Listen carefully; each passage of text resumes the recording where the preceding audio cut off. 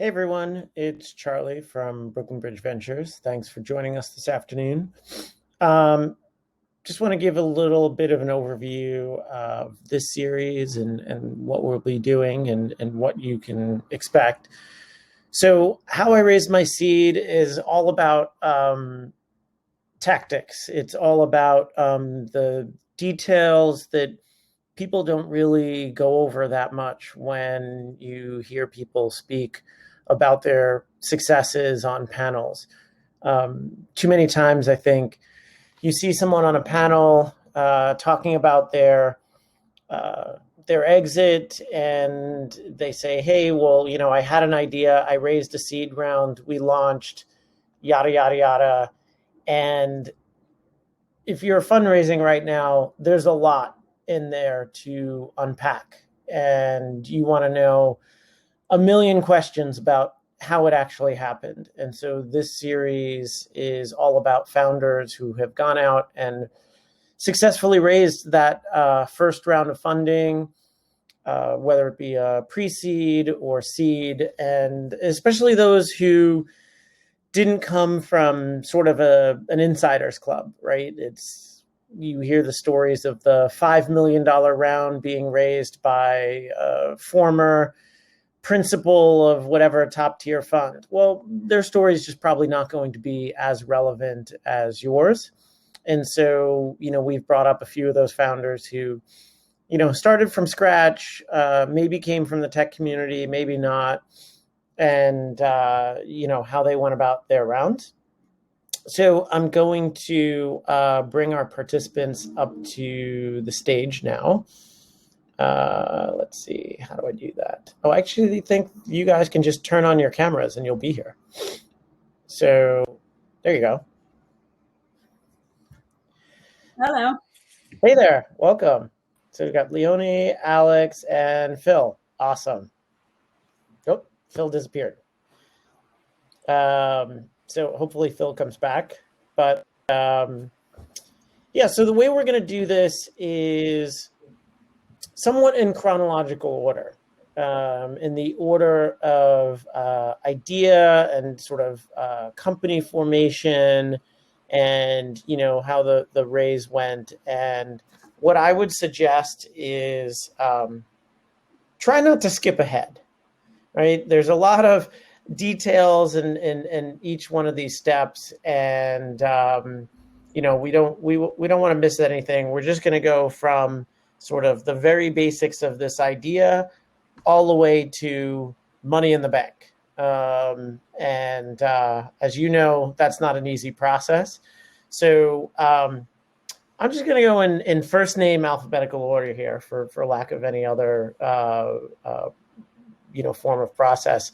So Alex, tell me about your company, but also some of the idea generation stuff, because we have some people in the audience who have an idea that they're sort of kicking around, maybe still working full time, not sure if they want to lean into it. And they're just curious about, like, should I even raise for this idea? Should I go forward with this? So tell us how you started out. What was the origin of your company, and tell us what it is. Yeah. So first of all, hi, everybody. I'm Alex. I'm the co-founder of a company called Upstream. And at Upstream, we're building like a new professional network, a new professional sort of platform. And we started with professional groups as the sort of the starting point. But this is our story is a little bit complicated because it was. So I'll give you the background. The background is, and I'll try not to skip anything. In 2014, I was at a company called Dwala, payment startup based in Iowa. I was running their New York office, and my co-founder, we were there together, and we were ready to leave. We were ready to start our own thing. We didn't really have exactly what we wanted to start yet, but a general idea. And like anyone who's ever worked at a startup that's growing, like, our division of developer tools wasn't getting as much love as we really needed, and we just felt frustrated, so we wanted to go. And we had always wanted to start a company together. We happened to know some people who had wanted to back us. I was, sort of a combination of a sort of an engineer and a business product person. So there was one person who said, if you ever quit your job, I'll put like $150K in escrow, and when you take it, when you leave, it's there for you. So we took the person up on the offer. It wasn't cheap. Would I do it again? Probably not. Like, they got a nice percentage. If you want to talk specifics, I think I got like 15 or 20% of the company for that, which is expensive. But that's how we left our jobs and we started this. And within a month, we had built and launched a product. So it wasn't like we were sort of, we had a general idea of what we wanted to do. And this company was called Social Rank. Now, the reason I bring that up, and by the way, you can cut me off at any point if you want other people to talk. But the reason I bring that up is we built Social Rank. We got it profitable. We raised about $2 million. We were doing about 100K in MRR. And then Cambridge Analytica scandal went like supernova. And Facebook, Twitter, Instagram, they just started rolling back the API. So this was April. I think it was actually like April 2018. So literally 3 years ago. Right around, actually it was like 3 days before Passover. And it was a very, very stressful time, to say the least. But they rolled back, and we had customers like the NBA, the NFL, Netflix, Samsung, like legit customers. And anyway, to make a long story short, we ended up putting the product on like autopilot, and it was still doing about like 80 to 100K in MRR. And we had a team of 4 or 5 people, and we just started to think about new ideas. And that led us to build Upstream. Once that happened, once we started building it, we knew we were onto something. We were originally going to just shut down Social Rank, and we didn't care about the money at the point. Like, we were just like, well, this is, we don't want to throw good money at something bad.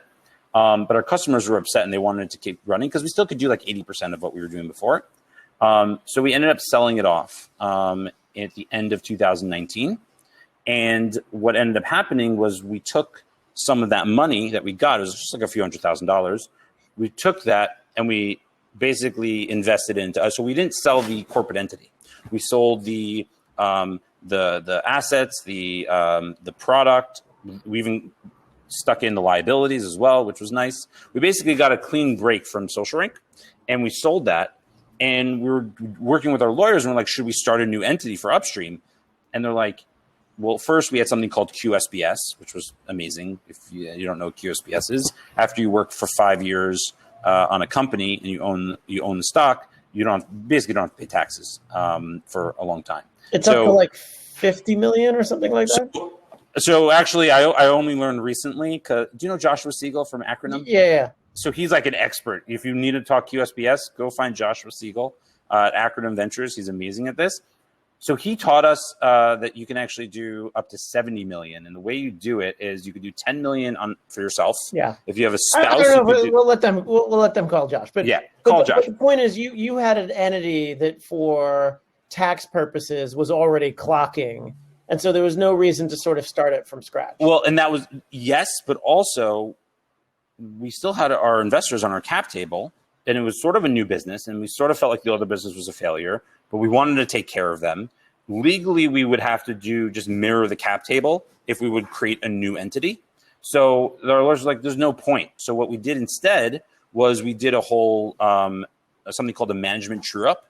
And we did a sort of, we didn't recap, we did a whole like clawback, and like, we basically restructured the cap table. And we came to an agreement with some of the bigger investors of like what they would own and what we would own. And then, and we had some cash from the acquisition, and then we so that's whatever. And then we ended up raising a pre-seed round in the summer, like July, August of 2020. It was like, we ended up raising 500K. Okay. Before you get into that new round. So just to recap, and then I'll come back around to you. Sure. So legally, it basically was a pivot from, or new business. It was a new business, same entity. You had some previous relationships, and you figured out how to make the new thing work. But one specific question I'll ask you is, having started a previous business that got to some level of success. I mean, you call it a failure, but like 80, 90K is not nothing, right? Oh, no. Yeah, no, It's a 100%. real business. I'm not trying to shit on That somebody, sort of wanted to buy it. Did that change your bar for, hey, I don't want to be stuck in something again that doesn't have breakout potential? And did it change sort of the ideas that you were evaluating and your criteria for leaning into the next thing? 1,000%. So the way that and it was actually very deliberate. So once we put Social Rank on autopilot, there's 4 of us, and we basically just said like, okay, we have, it was some of the most stressful time in my life, but also looking back, I look at back pretty fondly. We literally came to the office every day, just shooting the shit and like pitching each other the craziest ideas. And it was funny because we had all this revenue. We weren't building new products, but we were keeping it working. But we were basically, we had 2 rules. The first rule was don't build on top of a third-party API ever again. We learned our lesson, and it was an expensive lesson. And then the second is like, life is short. Like, let's build something we're really proud of that would be really like, have a really big impact. And let's shoot for the moon. Like, we very much got scared very early on with Social Rank because we realized how dependent we were on Twitter, Instagram, Facebook for the data. Like basically deathly dependent. So those were the 2 rules we had. And we had a lot of ideas. We would try to build a prototype if we thought it was interesting enough. And, sometimes it was, okay, we're not building on top of a third-party API, but like, do we want to work on this for the next 10 years? Like, do we feel proud about it? And if the answer was no, then we move on to the next thing. Gotcha. Cool. Thanks, Alex. Yeah. Leoni, welcome. You are muted. Exactly. Hi. Now you're good. So your origin story is a little different. You didn't start out in New York. No, I wanted to. I couldn't. Tell me about the initial, because you also had a little bit of a slight pivot. It's not actually something closer to a pivot. Yeah, for sure. So I'm originally from Switzerland, and early last year, I decided to go full time into like starting my own company, and a bit like what you said, Alex, earlier, like we had a bit the idea, but not, and I say we, which is kind of the schizophrenic problem of solo founders. It was actually just me. And so like, I had an idea. I wanted to do something in maternal health in the US. And that was because like my partner lived already in New York. So I was traveling quite a bit, and I was like, okay, I think there's something.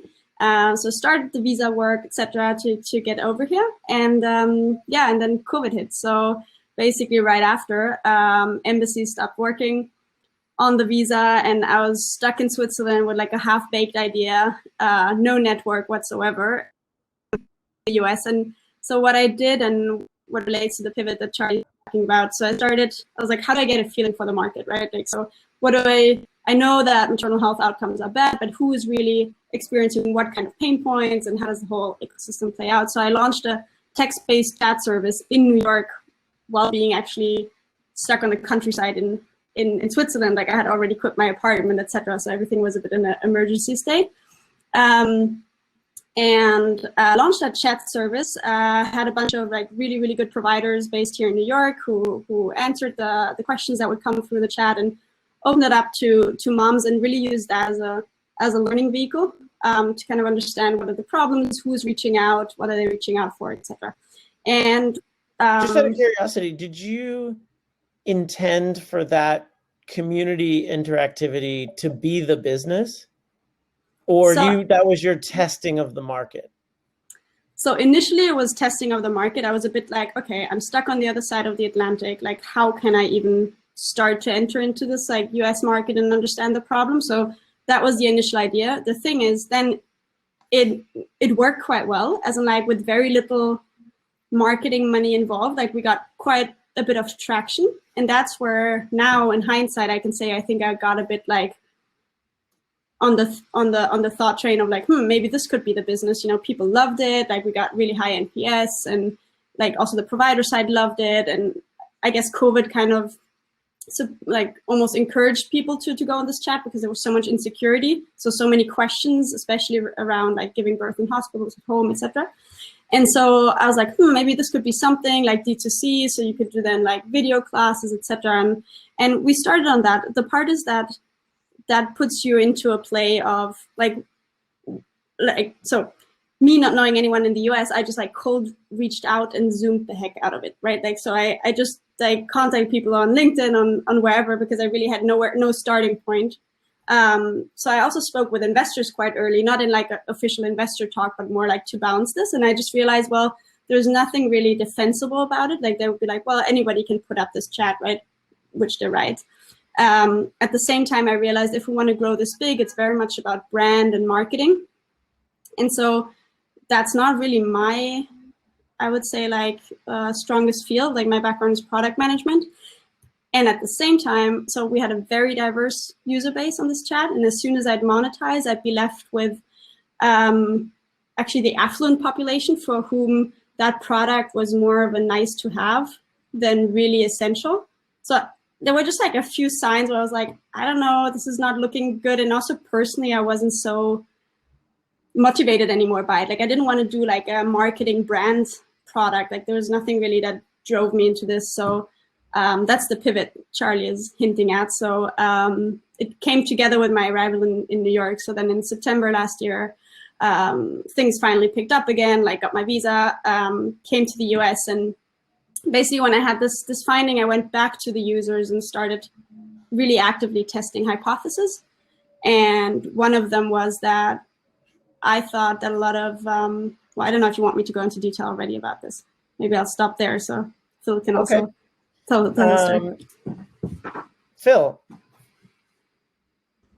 How's it going? So tell me why you built the company that you built and the product and what need you were solving. So in the very beginning, my co-founder and I both kind of just wanted to make something. So Michael was working at Google as a software engineer.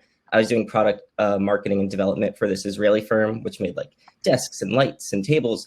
And we had known each other since we were 12 through fencing. And when he moved to New York, we met up and we would work with our friends after hours at Google and just like eat their snacks and, use their scooters when the scooters were allowed and just try and build something. And so my need, my co-founder and I had two different needs, all built around like kind of social things. And so my need was I'd gone to a music festival once, met some really awesome people. We spent like 3 days together, but we never exchanged information. And so what I wanted to build was a way to kind of find people that you had connected with at these live events after the fact. And so I sat on this idea for about 2 years.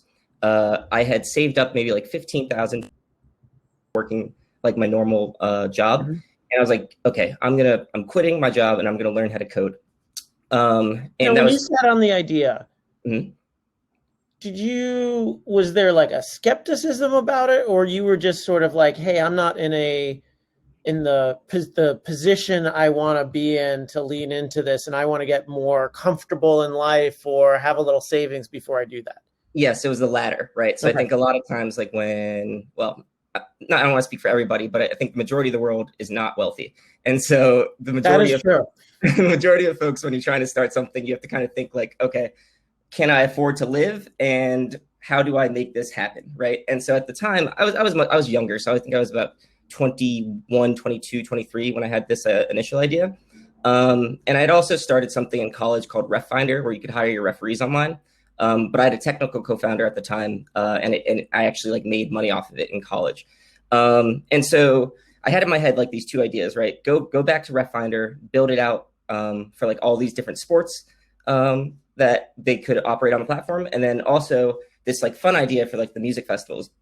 But it all hinged on two things: can I afford to live? And two, I need someone to code it, right? And at the time, I thought it would be myself. So we're at Google one night, and my co-founder, Michael, his need for social was he wanted to build a way to get in touch with your community built around like your gym or your fencing studio or your cycling studio, where you could be like, hey, Paul, you want to grab drinks afterwards, and you could post to that community. And he went to folks and he was getting feedback that it was like a little bit too high touch. He'd have to go to every single gym in order to make this like scalable. He'd have to go to every single cycling club. And so he was thinking about something new to do. And I brought up my idea for a missed connections app.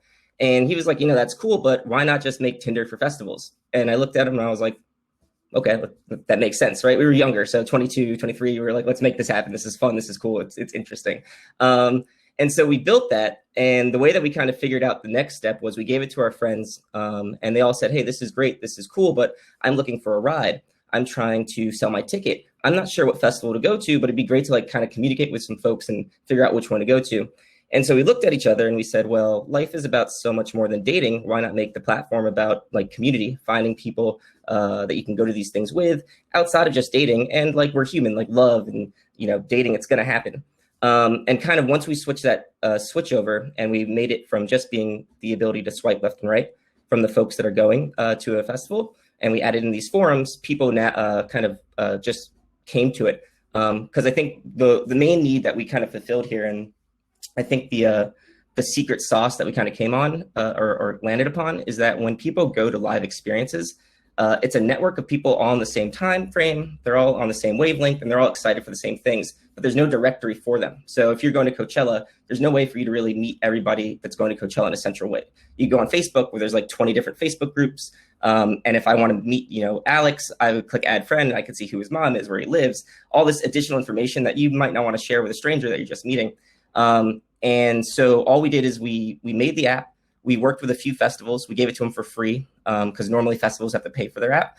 And once we kind of gave it to them, things just started kind of snowballing from there. And I guess just for everybody that they know, like Radiate basically is an app, a platform that helps people come together around real life shared experiences.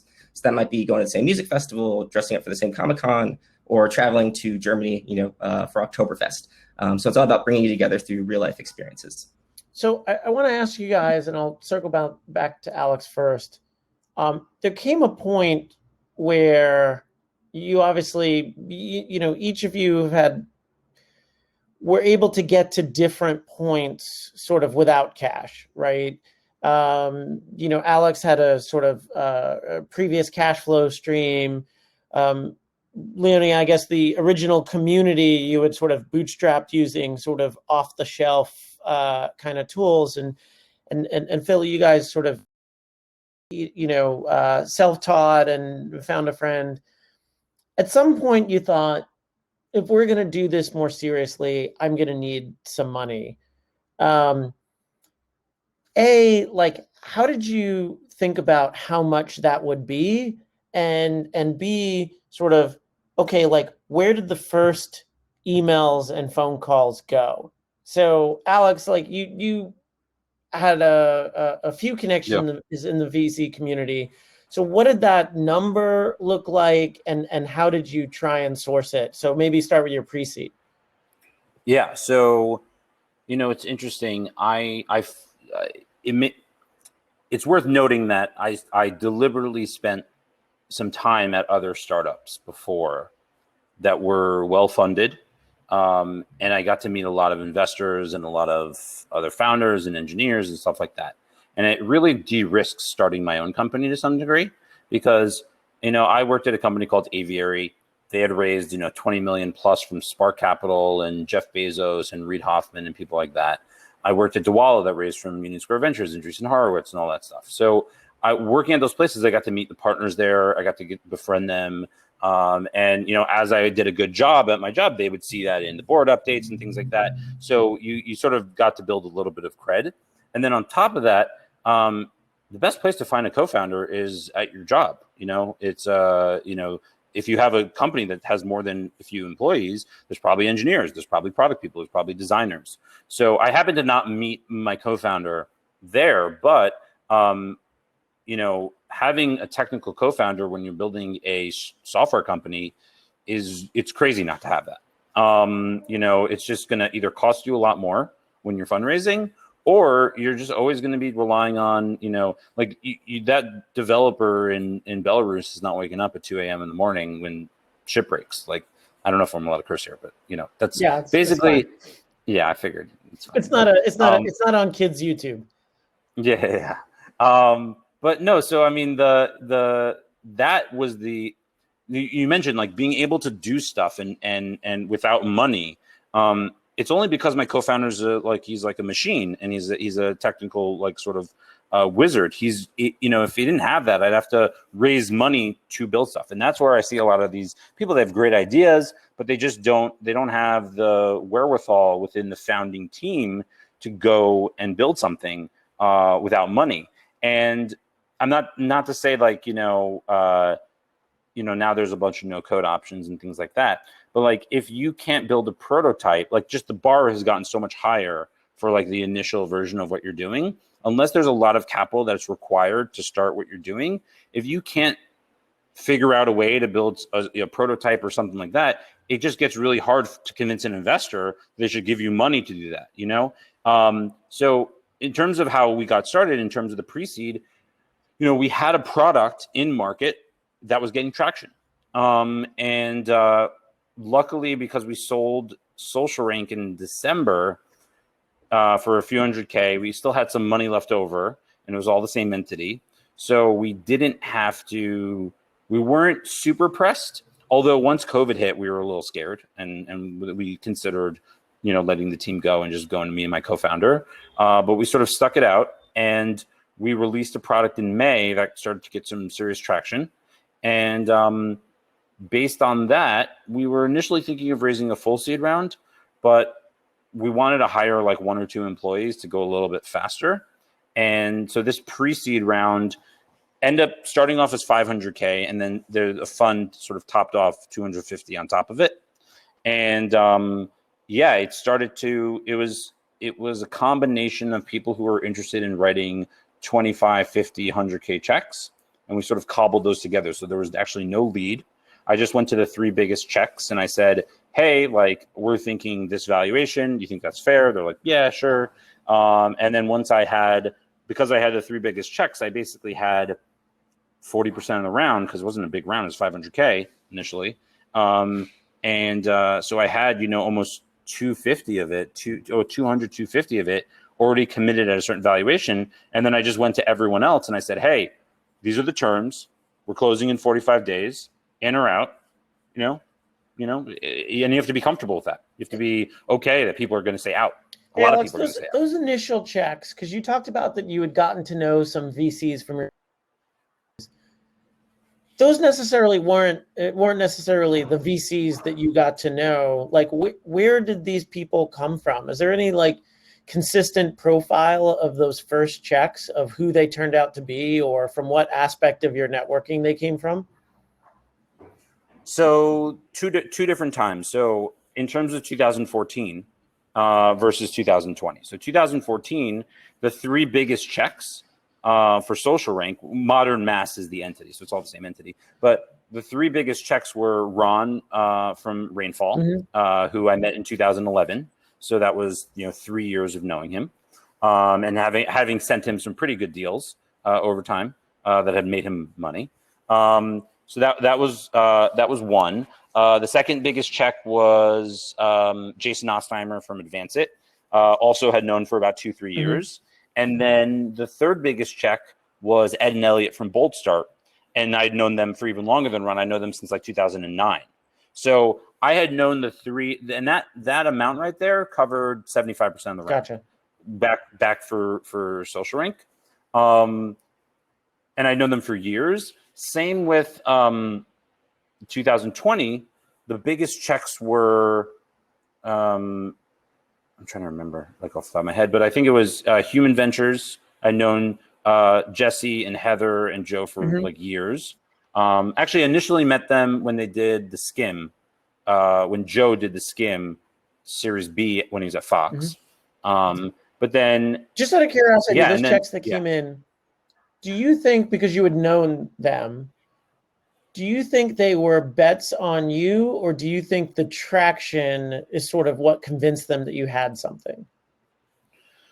I think it was a combination. I think, to be completely honest, I think they knew my co-founder and I and our ability to build product and ship product. And I think that's always is really important early on, is that you sort of, you sort of show, you don't even tell. You could show that, like, hey, we built a product. Like literally in one of the meetings, Michael came, my co-founder. He sits in the corner. He doesn't like talking. He doesn't really like going, but sometimes I bring him. And someone had a good idea, and he literally was like, "Oh, okay," and he just started building it right there. And like that's impressive to them because that's it's funny. It's usually impressive when he comes, but I don't want to waste his time. Gotcha. But yeah, no. So, but then the other part is we had, so the product in market. But knowing us as a team that we can build and ship, and then product in market with traction. I mean, we launched this product called Upstream Events. We were having, we're growing really quickly with a lot of new communities, a lot of new members, and we just, it was people could see the interest, see the vision. It wasn't like I had to convince them super hard. And also we didn't raise it some crazy valuation. We did 500K at a 5 million post, which is pretty vanilla. Gotcha. These days, at least. Gotcha. So not one of these 30 million pre-launch things that were being that Jerry from Laconia was talking about on Twitter yesterday. It's a totally reasonable round. Leoni, when you reached out, you didn't necessarily have live product or a technical co-founder. And nobody knew who I was. And no one knew who you were. So where did you start? So like I said, I spent like a lot of time working just over Zoom from Switzerland in the US, and it's slow and it's a bit frustrating because you never know where these things lead at.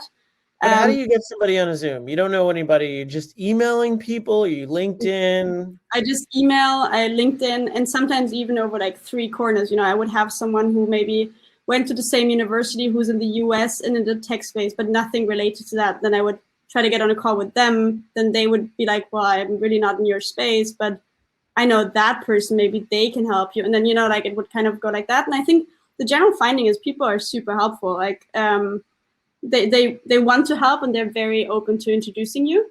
So I think in general, it was a good experience. It just takes time. So I think that's depending on where you start from, right? But in Europe, I would have an alumni network, like people from my work, just like what Alex said, like, right, I would have developers, I would have all these people. But then in the US, it actually surprised me the level of how little it overlaps between Europe and US. So yeah, I had to start a bit from scratch there. But so to continue the story, I had run that chat. I then said okay, I don't want to do the chat as it is right now, right? Because because of potential, because of my own motivation, etc. So I went back to testing hypotheses over the chat, and then actually found that the problem lies a bit in somewhere else. So I thought a lot of moms are struggling to find these additional providers outside of the doctor's office, like for example, a lactation consultant, physical therapist, etc. All of which is part of the really standard maternal care in Europe. Got proven wrong, that hypothesis. So actually, they're not struggling to find these providers. They're struggling to find these providers covered by their insurance, right?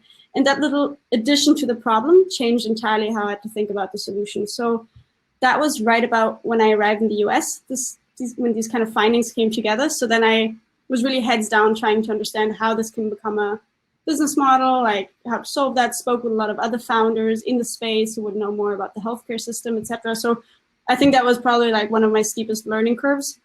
And then very soon, at that point, I was also low on cash, having just lived off my savings.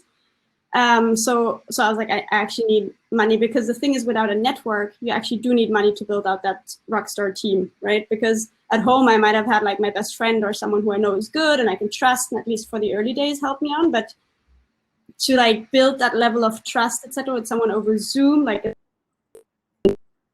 help for someone. So I was I actually need capital to really get this thing flying. So instead of testing much more in this new model, which was a much more B2B approach, so it was less bootstrappable as the initial chat project I was working on, I was okay, I'll go out to raise. And to be honest, I think I wasn't going out to raise oh, this is going to work for sure. And it's just a question of how good of conditions I get, etc. I was worried if I'm going to get any money. Having done this for the first time, and again, being in a place where I don't really know, it's very relationship based. So started slowly, and I think this was just before Christmas when I started the first conversations, which is, I mean, I knew I wouldn't close before a year, but just like get this going. And then somehow like things went really well. Like, so like the first like small tickets in, but they mean a lot, you know, like these like very first people who believe in you. And then met you, Charlie. That was a complete cold reach out. And that worked. And then Charlie introduced me to a lot of people. And then also at that time, I had a lot of founder connections, so founders connected me. And like at that point, like getting connections to investors wasn't the problem anymore. Then it was really like, okay, finding the right ones. And I think one big thing that played into my hands was that the process was quite timely, as in like, you know, there was really a push of outreach and then a push of conversations, and then people being ready to take their decision. And having that creates a lot of momentum because all these investors speak. So ideally they speak when they both are still considering you, or one is already excited about you, right? You don't want them to speak if one said like, oh yeah, we looked at them like 2 months ago, but probably not. Like,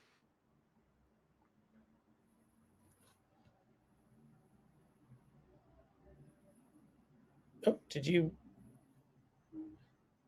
you froze on my end, but I don't. Okay, so I'll just tag on to that, and hopefully she comes back. You know, that push was I made introductions to 20 healthcare related investors, not knowing, you know, being conscious of stage and, you know, not really knowing whether, you know, oh, her internet is down, which is a frightening prospect when you're working from home, but she's going to see what she can do. We really didn't have a good sense of whether it would be too early for people, whether they would sort of understand it. So I purposely went far and wide with the introductions. And hopefully she comes back and we'll talk about a little bit about how she raised. But I would say the numbers were like 20 introductions from an investor who had decided to give her a term sheet and lead, probably resulted in, I'm going to say like at least 2/3 of the people got back to us wanting a meeting. And there were probably of that, I'm going to say like 7 or 8 indications of interest in participating. So it, you know, when you think about those numbers, if like, you know, if 100% starts out to like 66% meetings to like 33% interest, that becomes a really powerful thing when you start out with 20. If you start out with 6 and you do it sort of lumpy and you know, it takes 3 weeks for a full turn, you know, it could wind up taking you 3 months to get all of the money in. So Leoni, I was just explaining how I started out with 20 or so. How many people did I wind up saying yes to the meeting? You probably took about 15 meetings, maybe. You're muted. Yeah, somewhere around that, I think is correct. And maybe half of those people said that they wanted to participate? Yeah, I think that's about right. Cool. We'll talk about the how much or whatever, but I want to get to Phil. Phil, did you know any VCs when you started this process? Were you connected at all into the ecosystem? So you had an app that had some traction. Yep. No VC friends, no prior startup friends. Nope, but we had seen the Social Network movie, so we knew how it all worked. Okay, well, that's all there is to know then. But I think, you know, when cold emailed Sean Parker. Exactly. So the way we went about it is in the very beginning, you know, I think we made it up to about maybe like 7,000, 10,000 monthly active users. And it was enough for us to look at it and see the people meeting and like seeing that, like, you know, it was changing lives. Like, you know, people were getting festivals they wouldn't have gotten to. And so we were super excited. And Michael and I were like, let's do this. And so I quit my job. Michael stayed at Google, and it took us a little bit longer to fundraise. So for a bit, Michael kind of supported both me and our servers, just based off his Google salary. So we were lucky with that. But the way we went about the fundraising is at first, we went after all the big dogs. We were like, we have the best thing ever. And I still believe it, right? But there's levels to investments, right? And so we contacted Sequoia. We went to Lightspeed. Cold emails. Yep. And they got back to us, right? Because we had a social product that had some traction. And it was just interesting, right? It was fun. Like kind of what we were doing was just different. How did you figure out you go to the Sequoia website, which partner did you pick out and why? Yes. So for this, in the very beginning, we went for folks who kind of invested in social products. Now, what we learned is as we kind of talked to more people, one of the kind of sayings, I guess, I forget who it was, but someone basically told us, don't try to convince a skeptic, find a believer. In the sense that our time is better spent going to someone who is this is going to be cool than it is someone who's what about this and this and this. And so after we kind of got this feedback, the way that we ended up finding our investor was we went and we looked for people in VC who either played music, went to music festivals, or were somehow involved with this live event scene. And I think the Google search that we did was VC Burning Man. And there's a bunch of articles if you look at this for VC camps at Burning Man. And this is how we found Jonathan Teo, who at the time was one of the partners of Binary Capital, which was a really good firm up until one of the partners did some very shady stuff for the course of his career. And this is also another funny thing that goes in Radiate, but funny with some salt is every time we fundraise, there's kind of a black swan event, and I'll tell you why. So we typed in VC's Burning Man, and Jonathan Teo was part of a not-for-profit that brought a 747 as a camp stage to Burning Man. And so we saw this and we were like, this is our guy. He's going to understand community, the sense of shared experiences. And so what we had done prior to our meeting with Jonathan Teo and what we did in our next round is we always kind of learn from the people that we talk to in the knows. Because I think for me, the way that I look at fundraising is it's basically just avoiding no's. If no one says no, then you get a yes, right? So when we first started going to people, they'd say oh, it's another social app. How are you going to monetize ads? And we were like, no, it's going to be just dating, dating apps. If Tinder can make $1 billion from selling you new tools to meet love and, to be frank, hookups, what about a platform that can do all that, but also help you get to that festival you want to go to, help you save $300 on your ticket, get you a ride to the hotel that you need to go to. And a lot of feedback was yeah, maybe. And so what we did is we kind of figured out how to phrase things. So instead of allowing them to bring up monetization, we brought it up ourselves. We ran some surveys and things like that, and spoke to our friends about what would you pay. And so when it came time for the meeting with Jonathan Teo, it was we had gone through I think we had reached out to for our pre-seed round. This is 2017, maybe about 30 folks. And of those 30 folks, when we got towards the end of the pipeline, there was probably about 5 or 6 left. And when we met with Jonathan Teo, it was finding that believer. And he took the full 500K round right away. So he was let's do this. I'm in, let's rock and roll. And that's how we kind of eventually closed our pre-seed round.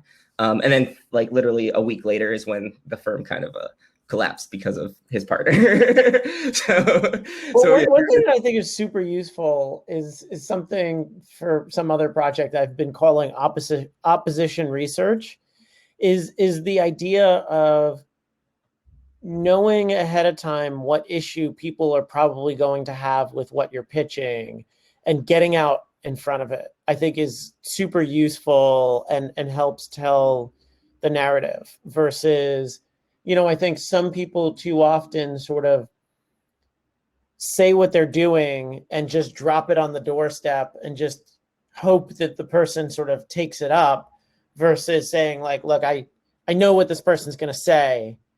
And I want to get ahead of that and make that the stronger part of my pitch.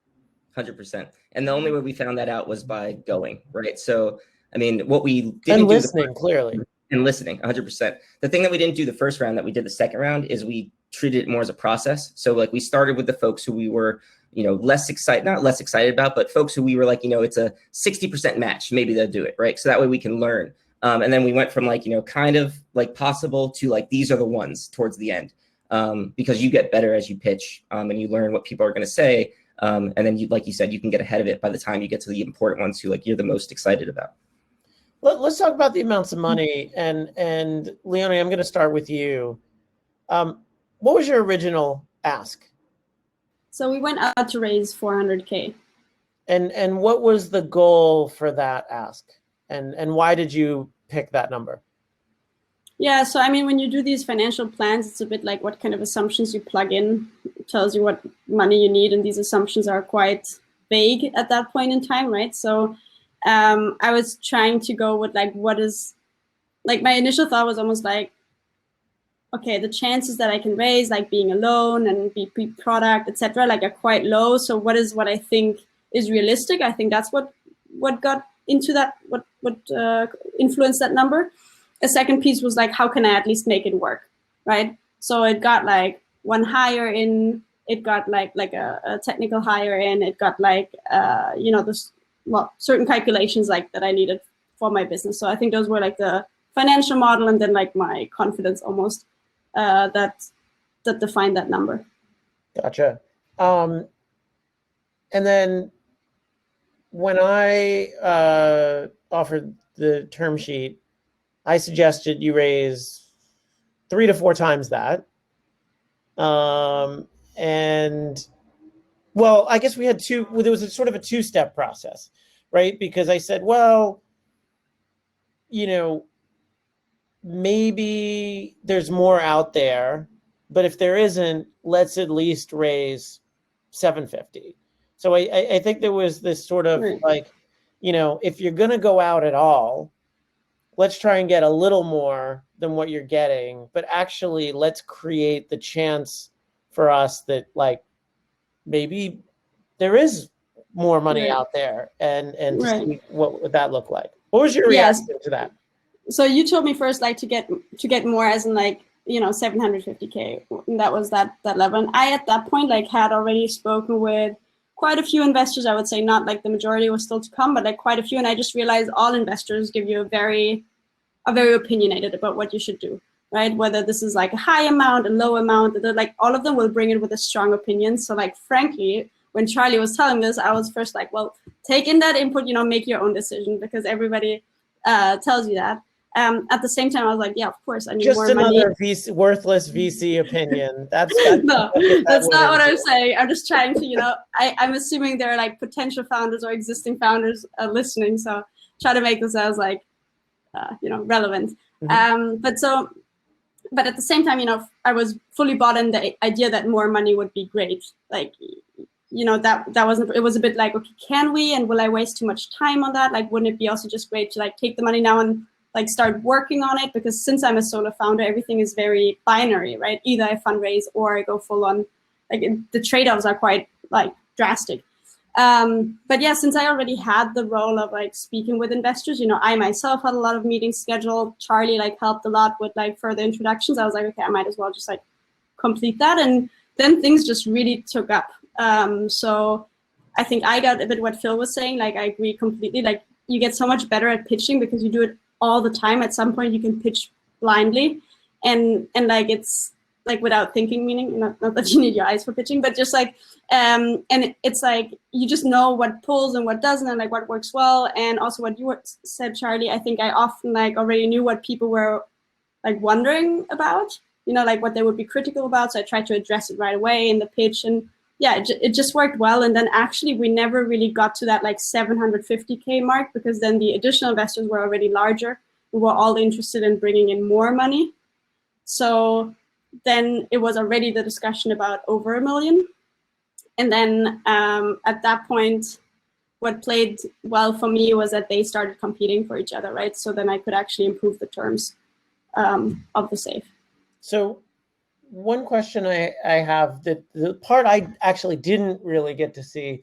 So like, I know why I picked the people on the list that I wound up making introductions. And it was a combination of like people I knew who did healthcare, but also like folks that I knew who I thought were more willing risk takers. Because the reality was you were sort of pre-product, and folks who I thought had a reputation for leaning in hard, like early, even ahead of like traction, whatever. Like, and we all have sort of experienced that, where there are certain investors who They want to know the numbers. They want to really drill in. They're sort of nitpicking and all that sort of stuff. And other people who are like quick decision makers, they get there right away, or they're out right away, but they're like very kind of opinionated. I'm curious, out of the sort of 20 meetings that you took with the people who made the offers, do you think there was any sort of rhyme or reason as to like the ones that got it, like why did they get it over anybody else? And if you would have just, after those initial meetings, if you would have guessed like who was in and who was out, do you think it was like predictable? Do you think it was obvious like who was in and why from those meetings? Like who I would take in or who would commit from their side? No, who is willing to commit? No, I don't think so. So actually the ones who ended up leading the round, I don't think I would have had that in. Yeah, I wouldn't have. Also, like I didn't understand what they're about from the website. So like I wasn't, I thought like I'll just take the call. I don't know why Charlie introduced me there. And like, and that was actually the people I'm like super excited about having them on my cap table now. So yeah, I don't think you can predict it. What you can is like this, and I think Alex or Phil, I don't remember, one of you said it, like it's like you start to get like a good feeling over time, or like a better feeling for like where the people stand. Are they people who are just going to ask you tons of questions, which frankly at some point is just a time waste, because there's only so much data you can show at this point. So you can show your thought process, and I think that's important because that tells them something about you, which is kind of what they're betting on. But if they want to have like a detailed financial plan, like 5 years, like there's just no sense in that, right? Like you change one number and the whole thing looks different. So like, yeah, I think, so you get an idea of like who's serious about it, like who's actually interested in what kind of risk taker they are. And then you can invest more time on like making sure you have a second call with them rather than the other ones. Yeah. So Alex, you raised a little bit more money after that initial sort of pre-seed. So what did that process look like? The topping it off, or the proper seed round? The proper seed round.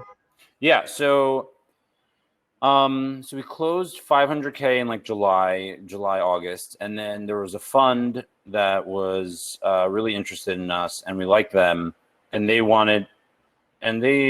convinced me, but I also felt like we needed a little bit more money to hire a few people. The 500K was really to keep the team intact to just run before we go out for a seed. But then we had an opportunity to hire an amazing person, and we thought maybe another engineer would help. So we ended up adding 250 on top of it and taking this money. And then we started to think about, we were going to raise it right around now, actually. We were going to raise like beginning of 2021. It's even a little bit like, end of Q1, but we were thinking about raising it now. So I started to work on a deck in October, November time, just like a cleaned up, nice of like what we're doing, where we're going. It had evolved a little bit. We really spent a little bit of time figuring out what we want to be when we grow up, etc. And I started to share it with a few friends, some founders, some angel investors, some actual investors, and be like, hey, can you give me some feedback on this? And I knew what I was doing. I wasn't like, I sent it to a few people I thought might be interested in what we're doing. But you only could send like a non-finished deck to people you trust that won't like judge you from it.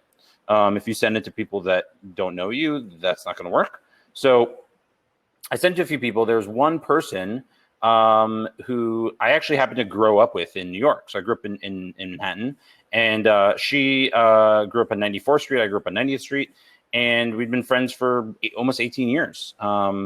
We met when we were like 12, 13, 14. And she lives in Israel, and she happens to run like $100 million seed fund.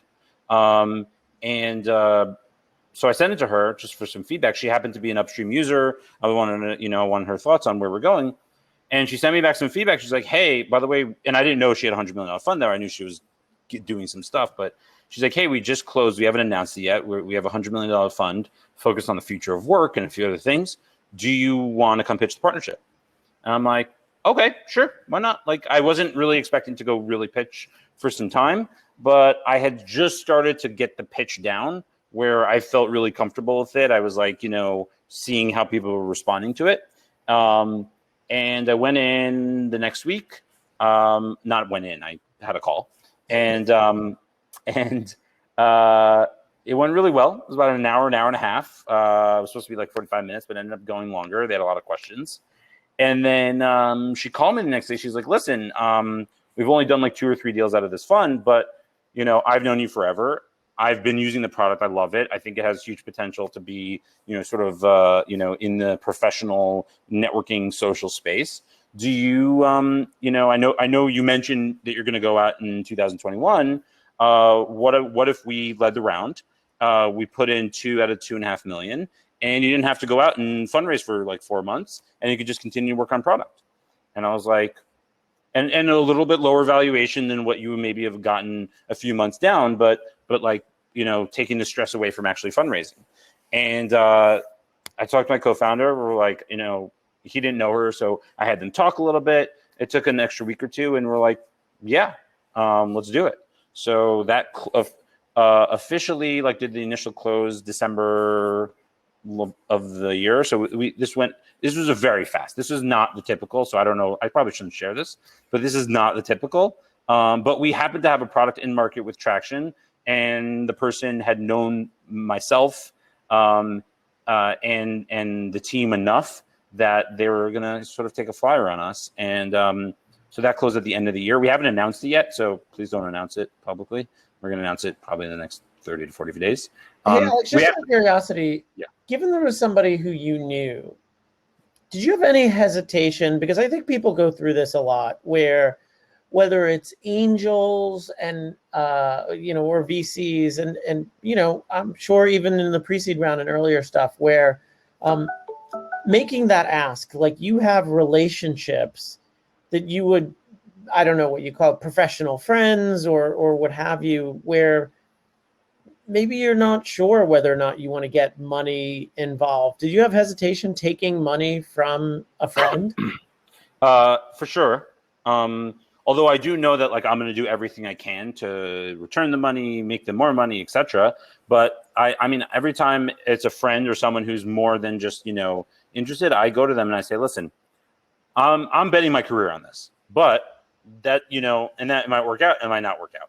That being said, you know, you have to assume that this money is gone. Like if you need this money, please do not give it to me. Like you have to assume you're flushing this money down the toilet and that's it, and it's gone, and you're never going to see it again. I am hoping I'm going to return a lot more to you, but that's the reality of the situation. And I believe in it. I'm not trying to like scare you, but I'm also trying to scare you a little bit. Like if you have any hesitation of this, you shouldn't do this. And to be honest, doing that usually makes them want to give me more money. So. Well, you know, it's interesting that you say that. I'll share this from raising from my fund.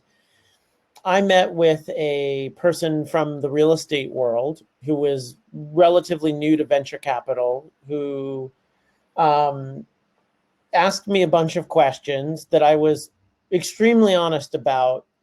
He was saying, oh, what's the success rate of the companies that you invest in? I said, well, half of them become zeros. They're just, you know, it's not a high success rate. He said, well, when they fail, do they have assets that you can recover? I said, no, by then they got a bunch of 4-year-old MacBooks. It's not worth anything. Like a zero is a zero, right? Every question that he asked, I gave the most honest and what should have been the wrong answer, right?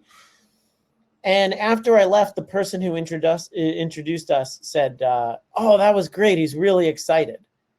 And I was like, oh, this is not good. Like he's got these pie in the sky notions of what venture capital might return.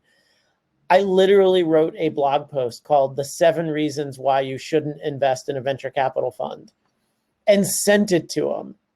And he wound up making a commitment to the fund. And I got him on the phone. I was like, listen, I got to understand. I gave you all of the wrong answers, theoretically. Like, why are you doing this? Because the last thing you want, and you hear horror stories sometimes of people who don't have the right expectations for what could happen in terms of the return scenarios. Why are you doing this? And he said, well, listen, first of all, this is not a large percentage of the money that I have. So this is money that I can afford to lose. But also, this is not an area that I know a lot about. And most people, because I have money, just blow smoke. and you didn't do that. And I appreciated your honesty, and I feel like I can trust you, and like I'm fully aware of the risk that I'm taking. And so like I like to deal with sort of honest people. I get a good vibe from you, and that was sort of one of the reasons why they came in. So I appreciate the fact that like you feel like you have to sell, but sometimes just being eyes wide open and being realistic just actually gives the person more confidence in kind of what you're doing. I want to circle back to Phil, because you also did sort of a follow-up round. You raised to 500 and got more money in, and I'm not sure if it was sort of all at once or over time. So I'd be interested in sort of how the follow-up capital wound up sort of coming in. Yeah. So what happened was when we met with John Teo, he was like, we originally wanted to raise, I think it was like $2 million. And there was no real reason behind it. We were just young and we were like, $2 million, this is what's going to take like a good number. Yeah. And so as we went out, we were getting interest for it. No one said it was too much. But when we met with John Teo, he said, do you really need $2 million? And it was the first time someone asked us that. And we said, well, no, not really. He said, how much do you guys think you need in order to make this platform the best thing for people who go to electronic music festivals specifically to connect? And so we said, well, probably only like $500,000. Because when we had originally went to go raise our pre-seed round, we wanted to do what we were doing for electronic music everywhere. So we wanted to scale a little bit faster, do it for country festivals, hip hop festivals, cultural experiences like Mardi Gras. So that's why we wanted like the 2 mil. Met John Teo, he said, just focus, make this like the best niche product. And then when the time comes, we'll help you raise that seed round.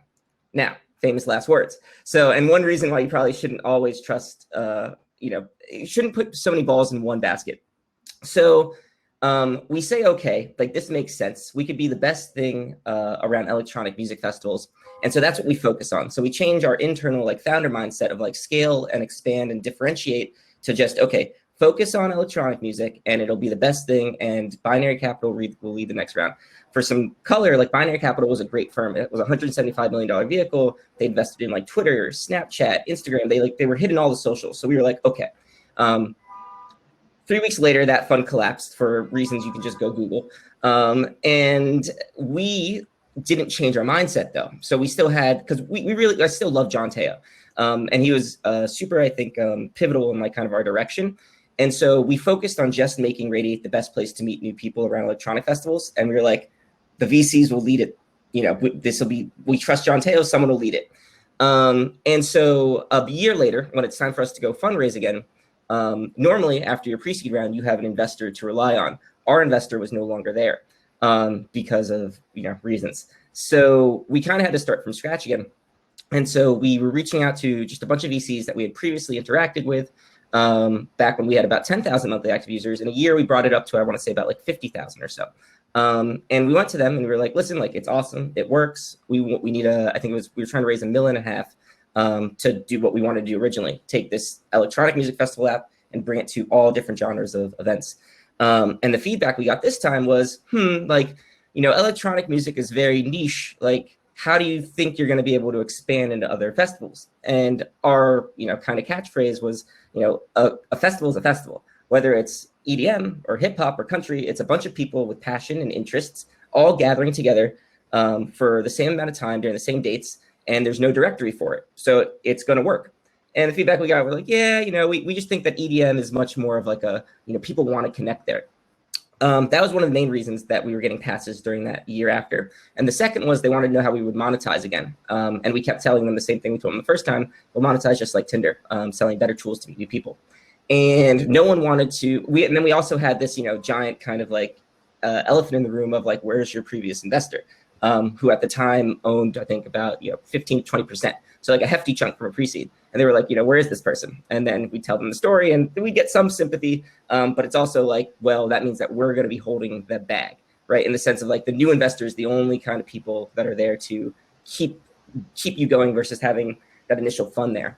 And so what we did at the time is we went to our friends and family, and Michael and I kind of spoke to each other and we were like, well, how much money do we think we need in order to kind of like show that we can monetize? And then also prove out some concepts around other, like Radiate working in other genres of festivals. And we were like, we probably don't need more than like 100, 150K. So we went to our friends and family and it raised that 150K. That gave us about 3 to 6 months to prove out the concepts, which we did. I think by the time we went to go raise this round, we went from 50,000 up to about like 80,000, 90,000 monthly active users. So about like 6 months later. And then we went back to all the same VCs and we were able to go like, hey, we tested in 10 different genres of festivals, similar engagement, similar growth, and we showed them. We also said, hey, we turned on our monetization and now we're making $30,000 monthly, recurring revenue. So all the things that they had previously said, like, how are you going to do, we did. And that's also when we were able to connect with Lair Hippo, who was kind of taking over the management of the previous fund of Binary Capital. And while there wasn't many reserves, they had enough reserves for like a few of the companies that were like, they had something there. And we went to them after all this, time of having feedback, showed them like the progress we've made, and they agreed to lead that next round. And then once we kind of got that term sheet, it was pretty easy to go back to everybody and loop everybody around to get that $1.5 million. Gotcha. So the last thing I'll wrap up before Q&A is the money in the bank part.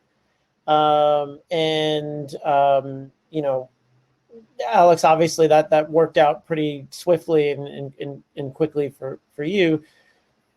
Leoni, I'm curious, like you wound up actually being oversubscribed, and there was more interest dollar-wise than you at least were interested in taking from a dilution perspective. Can you walk me through, walk everybody else through? I know how it went.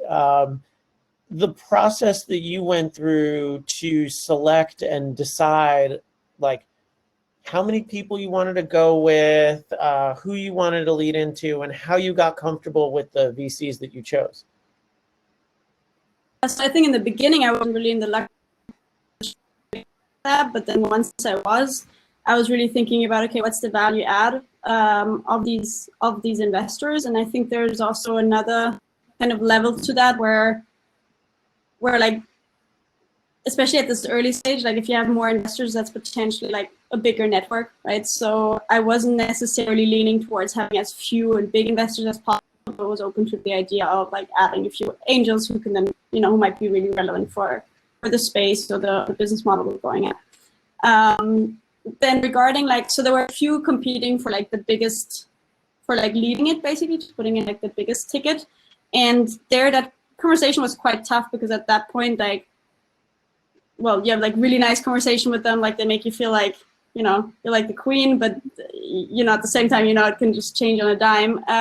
So I was doing reference calls. So I would advise that, advise it to anyone, like doing reference calls on your investors, especially like the big ones, speak with portfolio companies and really kind of get a feeling for how they work. So one interesting differentiation was, for example, there was like some investors, most say they're really hands-on. Then you have to decide, like, do you want them to be hands-on? And then there are some who like actually sell themselves with being like, we're hands-off. Like, if you want us, we're there, but otherwise, like, we just respect your time and let you be. And I think there, everybody has to take their own decision. But for me, at that point, I was like, I actually want someone to be hands-on because I'm a solo founder alone, and like, but I want someone who I actually am excited about working with and who I respect, etc. So I spent quite a time on like calls with these like finalists for this big ticket, and then went frankly for the ones where I just like personally had the best match and built up the most respect for through the conversations. Gotcha. Cool. So we have a couple of questions about from the audience, and if there's any additional, we have a Q&A feature that you can jump in and ask a question. But I'd be curious if anybody had any thoughts on the sort of lead versus, people who like showed interest, but were sort of waiting for a lead. And Leoni, it's interesting because you were, we were in a spot where I had already closed, and then we were trying to figure out who was going to be in the biggest check in the round. And so we were kind of going back and forth between, the terms that had already been set and who was going to be the biggest check. So the setting of the terms was not necessarily from the person who wrote the biggest check. So it was a little bit awkward kind of going back and forth. But did anyone have an example of somebody who said, yeah, this is cool, let me know when there's a lead? And did those people actually come through or not? Yeah, no, it's a great question. So the times that we did it, initially I was thinking about a bigger round for Upstream before we did the pre-seed. But we just didn't have the traction yet. We liked what we were doing, but we didn't have the numbers to sort of say anything. But we had people who wanted to give us money because we were talking to folks, but we had some people who wanted to give us money. So what we did was we sort of, I went to one of them and I said, hey, like, what do you think about, instead of going out and raising the round, we need a little cash. So what do you think about just raising 500 at a 5 million post? Is that a valuation? You think go higher, lower? Like, what would you not bat an eye to? And he's like, yeah, no, that seems like the right thing. I was like, well, what if it was 7.5, like, post? And he's like, that made people pause for a second, And I was sort of like, and I did that with like 3 people. Maybe that because you had initially said 5. Possibly. But I did that with a few people that had said they wanted to write like 25, 50K checks, and basically realized that like 7.5 might have to be a little more convincing. 5, it was like putting the finger in. I mean, it's not based on any numbers or anything. It's just based on comfortable, like, how fast is someone going to move? So nobody really batted an eye at 5. So I was like, all right, I need this done. Let's just get the 3 biggest people, say we're doing it at 5, and then go to everyone else. And by the way, when I say 5, I mean 5 million post money valuation. So if someone was going to put in, if we were going to raise 500, I realize I'm saying these things like everyone understands it, but so 500K would have been 10% of the company. 10% of the company, exactly. Gotcha. There's a question about associates versus partners. Did anybody deal with firms where, there were junior folks interacting with you, but then you kind of had to work your way up the partner pecking order to sort of actually get the real yes? Yeah, I think in my case, like very few, but I did get connected sometimes with associates, and I would just, like, if you can avoid it, just avoid it. Like, it takes very long. I mean, they're perfectly nice people. It's not, you shouldn't just avoid them in real life, but for the process of fundraising. No, of course not. I'm not talking about their character, but just in the sense of, like, they're starting out and they don't much, like, at this early stage, you need someone who has a willingness to jump into risk, right? There's only so much data you can build this off, and usually they have still, I would say, I'm generalizing, but like a more data-driven, trying to do a very analytical approach, and also like everything right?